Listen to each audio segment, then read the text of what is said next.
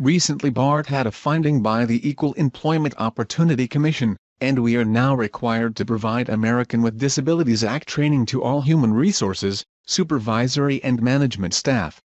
The training must be completed by March 31, 2020. The Office of Civil Rights has identified your job code as being among those that are required to take this training. Please view this 9-minute training video. In response to that finding, Robert Powers, the General Manager, has issued mandatory Americans with Disabilities Act and Americans with Disabilities Act Amendments Act training for workers, supervisors and managers memorandum dated January 28, 2020. It says, the Office of Civil Rights responds to applicant and employee complaints of discrimination that are filed with the Equal Employment Opportunity Commission and Department of Fair Employment and Housing Enforcement agencies. The district thoroughly investigated and responded to a complaint filed by a former employee with the EEOC alleging disability discrimination. Although the OCR investigation did not support the complainant's allegations, nevertheless, the EEOC found that the district failed to meet the requirements of the Americans with Disabilities Act Amendments Act and issued a finding against the district. The district, in response, entered into a conciliation agreement with the EEOC. Part of that agreement requires all district supervisory and management level employees to participate in training on the Americans with Disabilities Act of 1990 and the ADAAA. This training must be completed by March 31, 2020. The EEOC requires 100% for worker, manager, supervisor compliance. An online training module is the most effective way for employees to complete this training within the required deadline. The training should take approximately 10 minutes to complete. All trainees must have access to a computer to access the training program, which is currently available on the Path or Student Center, titled ADA in a Nutshell. For questions or concerns regarding enrollment or training, contact Machia Wiggins, Director, Office of Civil Rights 510-464-7194 or by email. Here is ADA in a nutshell.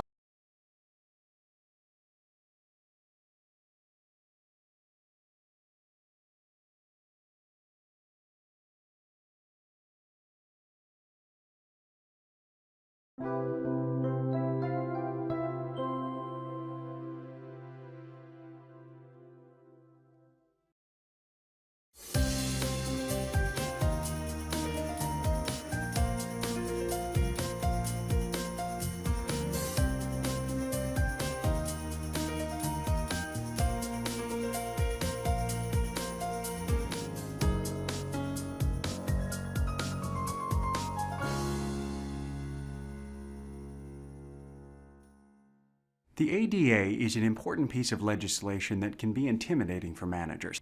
But to maintain a respectful, inclusive workplace and protect your organization and yourself from lawsuits, you need to know the basics. So here they are in a nutshell. The ADA, or Americans with Disabilities Act, along with the ADAAA, which expanded it, is meant to prevent discrimination against the millions of people with disabilities in the United States in all areas of employment, from hiring to pay, from training to promotion, and from benefits to termination. The ADA doesn't give people with disabilities preference in the workplace.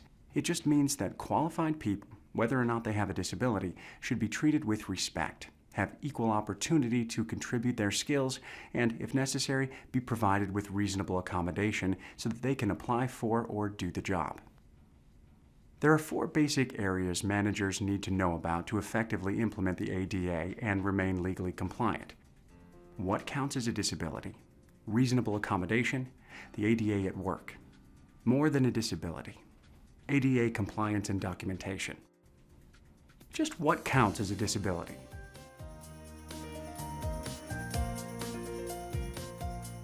According to the law, a disability is present when a physical or mental impairment physically limits one or more major life activity. Those things most of us take for granted, like walking, seeing, communicating, even breathing, as well as a host of others. Oh, the customers love you, Jill. Thanks, Adam. That's really nice to hear. They tell me whenever there's a problem, you're the one to call. Well, problem solving is my favorite part of the job. I enjoy a challenge. I really like my job, and I'm good at it. My disability doesn't have any effect on my job performance. I'm glad Adam recognizes that. I'm lucky to have a supervisor like him. A covered disability doesn't have to be continually present, but may come and go, as with a disease in remission. And it doesn't have to be immediately apparent to others. The legal definition of a disability doesn't include temporary, minor conditions like a cold or a broken leg. And people who wear ordinary glasses or contact lenses are not considered disabled. What counts as a disability? The takeaway? A disability is a physical or mental impairment that limits one or more life activities.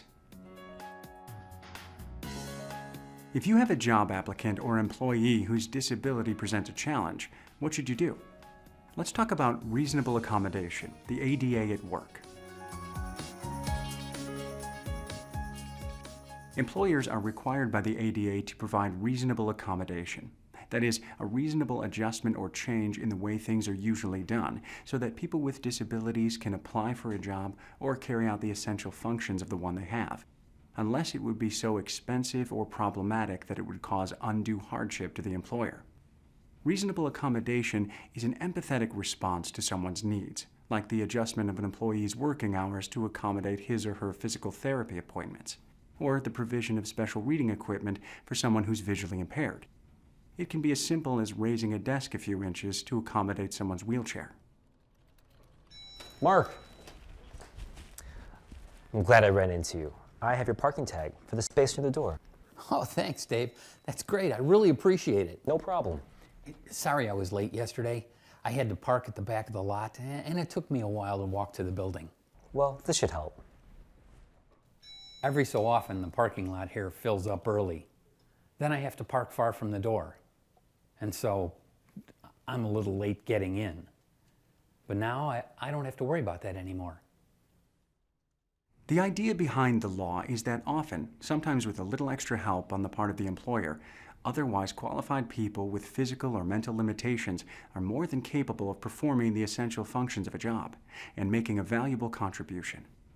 If an employee claims a disability that's not readily apparent and asks for an accommodation, an employer can request that the employee provide information from his or her doctor to see if the impairment is covered by the ADA, and if so, what kind of accommodation would be helpful. Reasonable accommodation, the ADA at work. The takeaway? A small change can be a big help. Everyone deserves respect in the workplace. Disabled people are more than a disability. People with disabilities have interests, skills, etc. that have nothing to do with being disabled. They have the same rights and responsibilities as everybody else during the hiring process, training, and promotion decisions, and any disciplinary action. Managers should treat disabled and all employees respectfully, focusing on commonalities rather than differences. Your idea to combine the two accounts was right on the money. I've been thinking the same thing. Great minds. Let's get together later and see if we can consolidate a few more of them. Yeah, sure. I think that's doable. How about going over it this afternoon? Perfect. Mark and I are always in the same wavelength. We both like efficiency and enjoy tweaking things till we get them right. And remember to respect people's privacy. Don't discuss others' disability or medical status. Try to put yourself in the other person's shoes and always behave in a professional manner. More than a disability. The takeaway? Focus on the person, not the disability.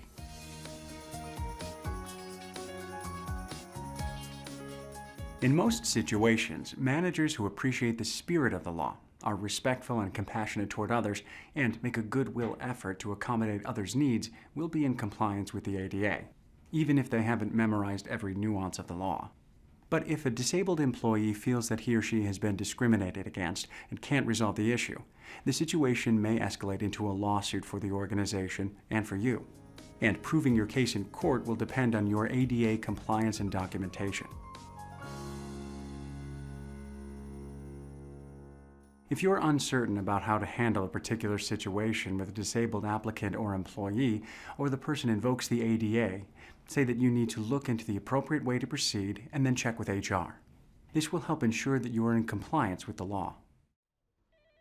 Look, I can't do that with my condition. It's bad for my health. Have Carl do it. Well, Phil, it never used to be a problem. Before I make an accommodation for you, we might need documentation from your doctor. I'm going to check with HR about how to proceed. I really can't see that there's anything wrong with Phil, other than trying to avoid doing things he finds boring. But you never know. I'm going to meet with HR to see where we go from here. In the meantime, I'm carefully documenting everything. Always keep records. Write down requests for and implementation of any accommodation, and whether the accommodation was successful. Document submitted medical information, whether the employee's needs should be considered reasonable or an undue hardship for the organization, and why. Your records should be specific, noting dates and times, and professional, focusing on the employee's ability to perform the essential functions of the job. ADA compliance and documentation. The takeaway? Keep good records. As an effective manager, you should know the definition of a disability, offer reasonable accommodation to qualified people, remember to see someone as more than their disability, and keep good records. Keep the inclusive spirit of the ADA in mind and treat everyone with empathy and respect. Successfully helping a qualified employee with a disability to find reasonable accommodation so that he or she can excel at the job can be a truly rewarding experience.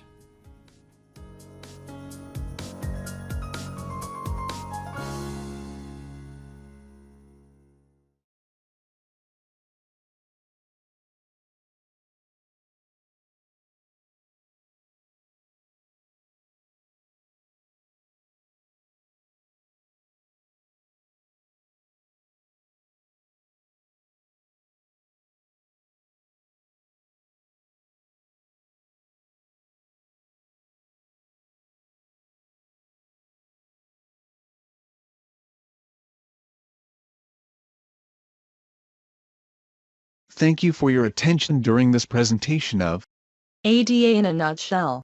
The takeaway for managers. With your help, BART will become a better and more understanding place to work.